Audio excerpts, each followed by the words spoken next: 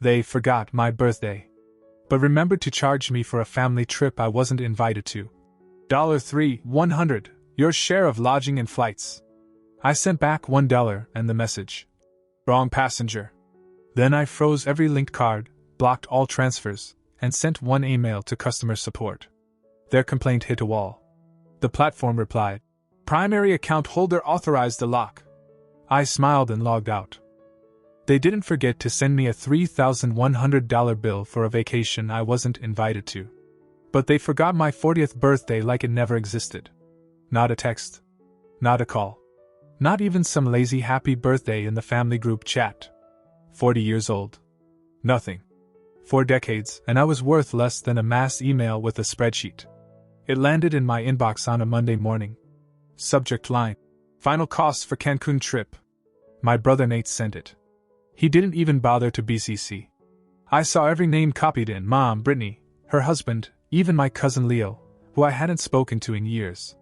Attached were PDFs of flight itineraries, villa booking confirmations, restaurant reservations, snorkeling packages. 10 days of sun, tequila, family dinners, and beach photos.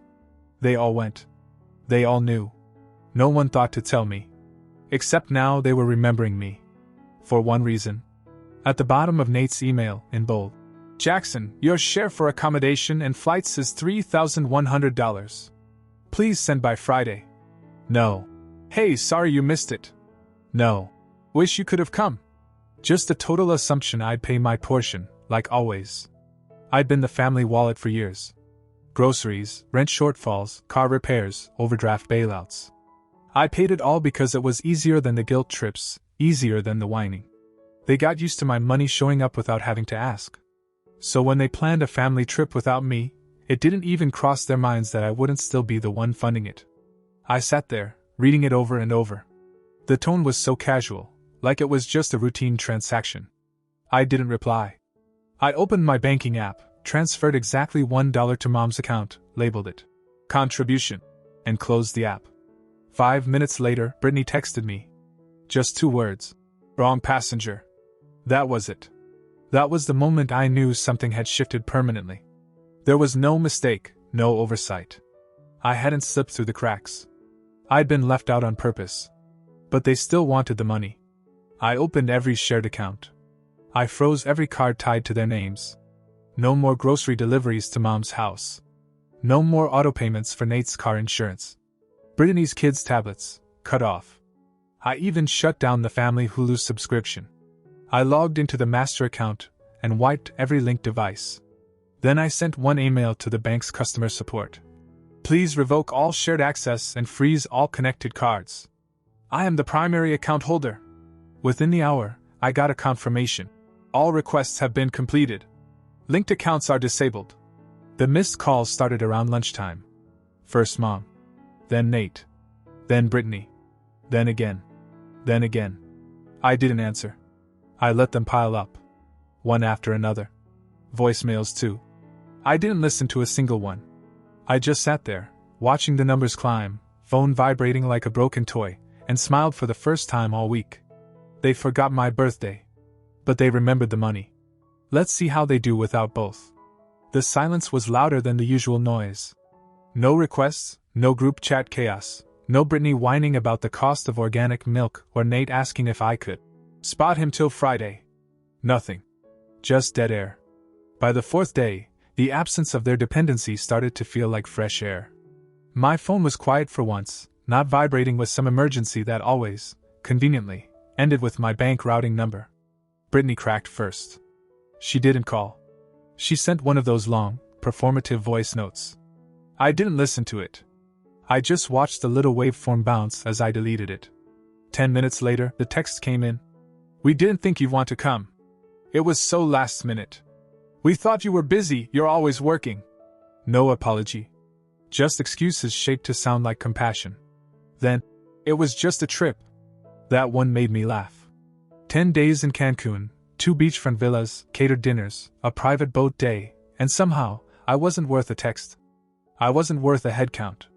But I was expected to pay. Again. I didn't answer. I didn't block anyone either. I wanted them to feel the read receipts. The silence was part of the reply. A few days passed before Nate tried. He didn't bother with fake pleasantries. He sent a screenshot of his suspended gym membership. Then just, "Was that you?" I didn't reply. I didn't need to. Mom called 6 times in one afternoon. No voicemail. Just rapid-fire calls like I'd broken something sacred. Like I was the problem now. As if they hadn't chosen to leave me out. As if this wasn't the result of years of using me like a debit card that never declined. That night, I got a grocery delivery notification, but it wasn't to my place. It was to Mom's. She'd placed the usual order using the frozen card. It was declined. The whole order. Cancelled at checkout. An hour later, she showed up at my door. I watched her through the peephole. She looked confused, like she couldn't process that her keycard didn't work, that the magic lifeline had been cut. She rang the bell twice and stood there with one of those reusable shopping bags like she was the victim. I didn't answer. After 10 minutes, she left. No note. No text. Just silence again. That night, I changed every password. Streaming platforms, shared bills, insurance portals. The family calendar we all used, I deleted it. I renamed all the profiles on Netflix.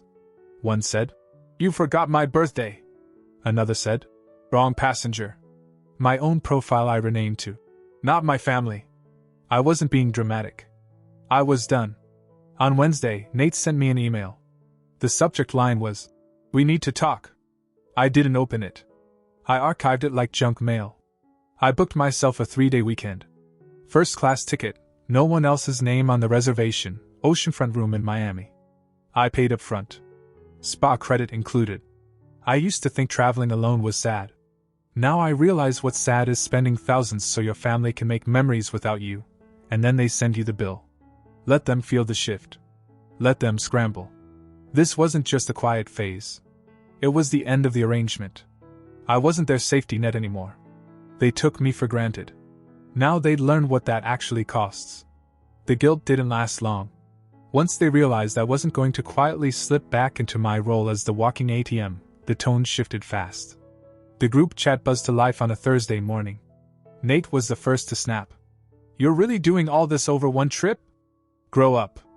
Not "sorry we forgot your birthday," not "we should have told you about the trip." Just straight to blame. Classic Nate. Always skipping the part where he owns anything. Brittany followed up 10 minutes later. "You're acting like a child. This family has always had each other's backs. You're breaking that." I didn't answer. I didn't need to. They'd gone quiet for a week trying to play innocent, but now that the groceries weren't showing up, the Hulu account was gone, and their bills weren't being mysteriously covered, they were getting bold. Then Mom sent her message. "I'm shocked you'd let your own mother go without her medication." There it was. The final move in the playbook. Guilt, flipped and aimed right at me. As if I was the one who changed. As if they hadn't excluded me from a family trip and invested me after like it was business as usual. As if I hadn't spent years bailing them out quietly, covering bills they didn't even thank me for. What they didn't know was I'd already gone into the insurance portal and removed Mom from my health plan. She'd been on it since I got promoted. Never paid a cent for prescriptions or checkups. I'd handled it all in silence. It took 2 clicks to end that. I didn't feel anything when I did it. No second guessing. No emotional tug. Then Brittany sent a voice note. I didn't open it, but the preview line read, "It's always about money with you." That's what made me write back. One message. One time. "You all forgot my 40th birthday." Not a text. Not a call. Nothing. But you remembered me when it came time to split a $3,100 bill for a vacation I didn't even know existed. I'm not mad. I'm done. Go find someone else to fund your lives. Then I left the group chat. No dramatic exit. Just gone. An hour later, my receptionist called me to the front desk. Brittany was in the lobby. She didn't make an appointment. Just showed up, said she needed to see me. I told reception to tell her I wasn't in the building. I watched on the security feed as she sat there for 45 minutes, texting furiously. Then she left, practically slamming the front door behind her. When I got home, my email was full.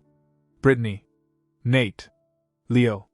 Even my cousin Dan, who hasn't reached out to me in 4 years, was suddenly in my inbox with a subject line. "Can we talk?" Leo's was the worst. Bro, mom's freaking out. Her meds didn't come. You cut off her plan? Seriously? I archived every message. Then I went back to the shared accounts, the ones I hadn't touched yet. I found Brittany's Amazon Prime address under my account. Removed it.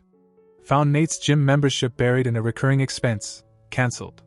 Dan's Apple Music family plan, gone. They thought it was about the birthday. That I was being petty, or emotional. But it wasn't that.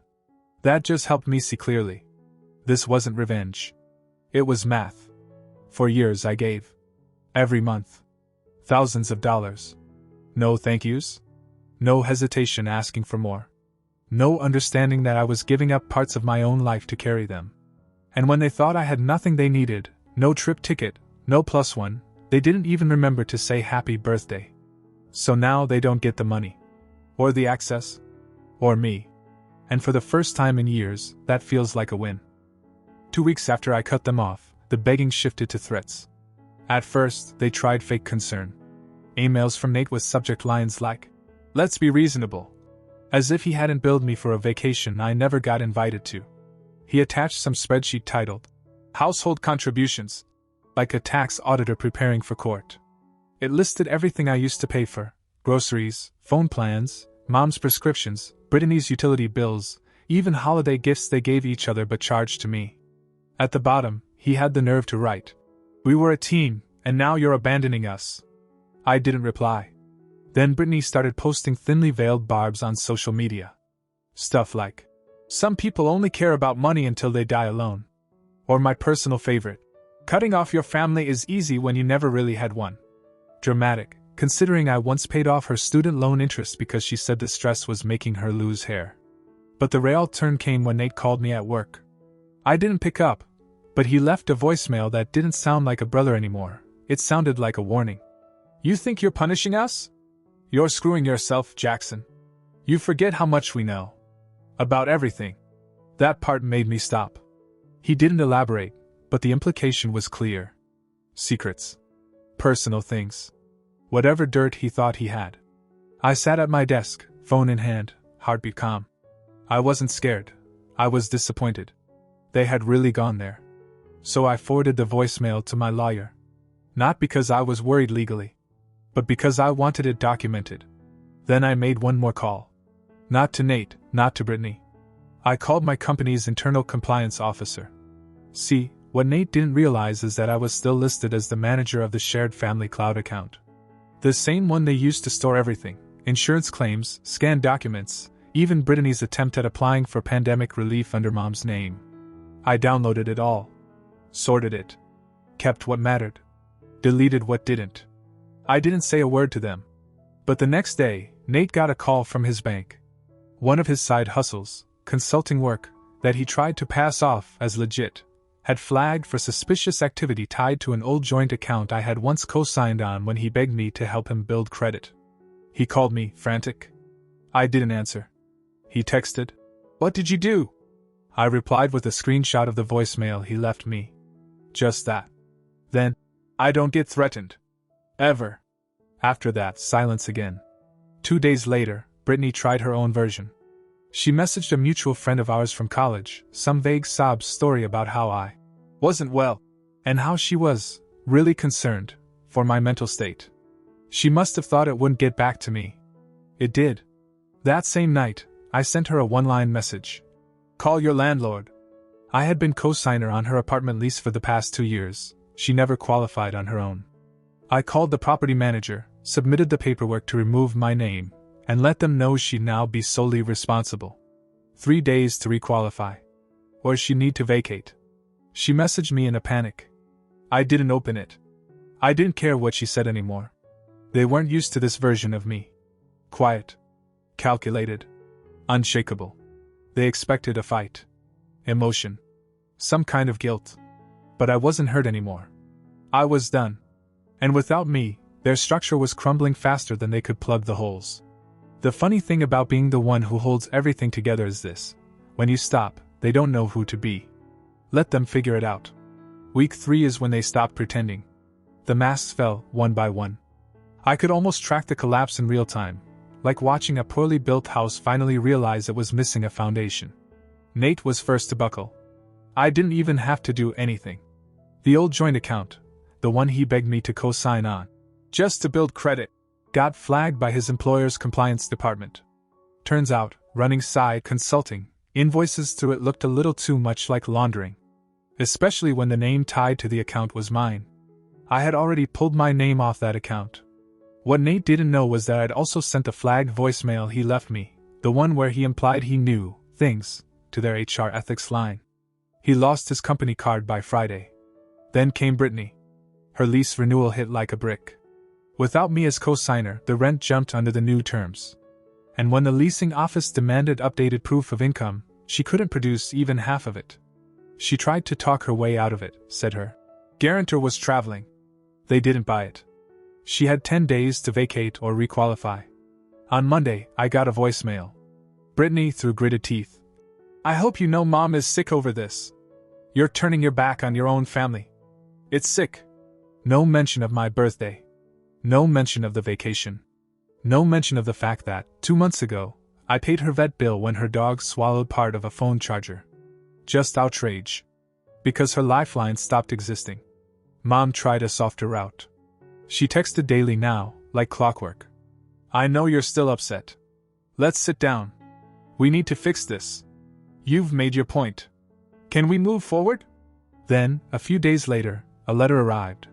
Actual handwriting. A rare moment of effort, or at least the appearance of it. It was dressed up like an apology, but it wasn't. She called what happened a misunderstanding. She said I had isolated myself. That life is too short to hold grudges. And that I needed to come home. The kicker was at the end. This isn't just about us anymore. Without your support, things are falling apart. We need you. We always have. I stared at that last sentence for a while. Not because it hit hard. But because it was so honest, and she didn't even realize it. She wasn't asking me to come back for love. She was asking because the system broke when I stepped out. So I responded. I sent the letter back in a new envelope. No return address. I included a sticky note. You needed me. I needed a family. Looks like we both ran out. 2 days later, they came to my door. All 3 of them. Nate, Brittany, and Mom. Middle of the day, like this was some sort of intervention. Brittany looked like she hadn't slept. Nate had that fake composed expression he always wore when he didn't know what to say. Mom held a small gift bag. Probably filled with a guilt card and stale cookies. They rang the bell once. Then again. I didn't move. They buzzed the building intercom, waited, then tried again. I stood behind the blinds, watching them argue among themselves. Brittany gesturing. Nate pacing. Mom silent. After 15 minutes, they gave up. I kept standing there, even after they were gone, just to feel what it was like to watch the people who used to control my peace walk away empty-handed. That was the moment I realized something. They don't love me. They love access to me. Now that access is revoked, they don't know who to be. And that's not my problem anymore. A month after it all started, the visits stopped. The texts slowed to a trickle. No more surprise voicemails, no more Brittany at my office or Mom outside my building. It was like they all agreed to take a step back, but not because they understood. They were regrouping. I knew the silence wouldn't last. Then, on a quiet Tuesday, I got a message from Brittany. Just a photo. It was a shot of Mom sitting on the couch, wrapped in a blanket, holding an envelope. Below it, a caption. She still checks the mailbox for your birthday card. That was supposed to sting. Like I'd be guilted into regretting something I didn't cause. I stared at the message, then archived it without replying. That Friday, Nate emailed me. Short. Cold. Groceries have been a real problem for Mom. She's eating once a day. We're trying, but this isn't sustainable. Think about what you're doing. I did think about it. I thought about all the years I kept the fridge full, the bills paid, the lights on, not just in their homes, but in their lives. Quietly, without asking for anything. Not even recognition. And when I needed something, just once, they gave me silence. So I reminded them I printed a birthday card. Same gold-foiled 40, as the one Mom left under my door. Inside I wrote, "Happy birthday to me. You forgot. I didn't." Then I had it delivered. Not through the regular mail. Couriered. Signature required. Delivered to their apartment doorstep at 7 a.m. on a Sunday. I waited. At 9:14 a.m., Brittany called. I didn't pick up. At 9:16, Nate. 9:22, Mom. Voicemail. I didn't listen. Just deleted them all one by one. By Monday, the game changed again. They didn't threaten. They didn't beg. They started showing up at places I used to go. My gym. The little Italian cafe I liked. Brittany even joined a networking group I was in on LinkedIn, like that would force proximity. It didn't. Then they tried the final move, forgiveness. Or at least, their version of it. Nate wrote. We've all made mistakes. What matters is that we come back together. Let's move on, start fresh. You belong with us. Mom texted a photo of the family from 2 years ago, all of us sitting at a picnic table, smiling. I remember that day. I paid for everything, including the Uber Brittany took to get there after refusing to drive. I replied to none of it. Then came the unexpected part. Brittany texted me again, and this time, she said what they were all thinking. You can't just cut us off forever. That's not how family works. And I realized then, they truly believe that. That no matter how much they took, how little they gave, I'd always come back. Because I was family. Because they'd raised me to believe obligation was love. But obligation ends when the contract breaks. And they broke it. So I answered, for the last time. Family remembers birthdays. Family doesn't send invoices for trips they didn't invite you to. You don't want me. You want my money. That's not family. That's a subscription. And it's been cancelled. I blocked them all. And no more contact. No more explanations. No more windows left open for redemption. They'll talk. To each other, to anyone who will listen. They'll paint me as cold, selfish, changed. And maybe I am changed. But I'm also free. They forgot my birthday. I'll make sure they remember the consequences for the rest of their lives. Epilogue. It had been 5 quiet months. No messages. No surprise visits. No calls. I started to believe it was really over. Then, I got an envelope in the mail. No return address. Inside, a wedding invitation. Leo. I hadn't heard from him since he texted about Mom's prescription fiasco. And now, suddenly, he was getting married and inviting me? It was formal, printed on thick cream cardstock with cursive lettering. I half expected to find a bill tucked behind it. I flipped it over. On the back in ink. Everyone will be there. Thought you might want to be, too. You're still family. That word again. Still family. I stared at the invitation for a long time. I wasn't angry. I was curious. What did they think would happen? That I'd show up in a suit, hug them like nothing happened, take pictures, maybe foot the bar tab again? I kept the card, but didn't RSVP. 2 weeks later, I got another envelope. This one was from a law firm. It was about Mom.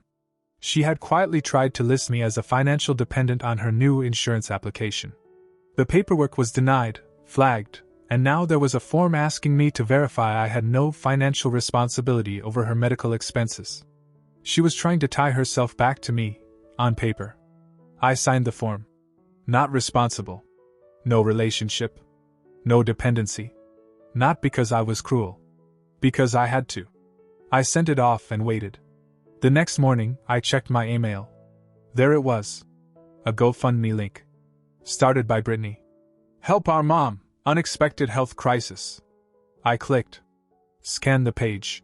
No mention of me. But in the comment section, under a sea of sympathy, someone wrote, Isn't this the son that used to support all of them? What happened? No one answered. I closed the tab and went back to work. I'd always expected them to beg, to blame, even to smear. But I never expected this. That one day, they need me more than ever, and I'd feel nothing. No anger. No pity. Just peace. Because this time, the silence was mine.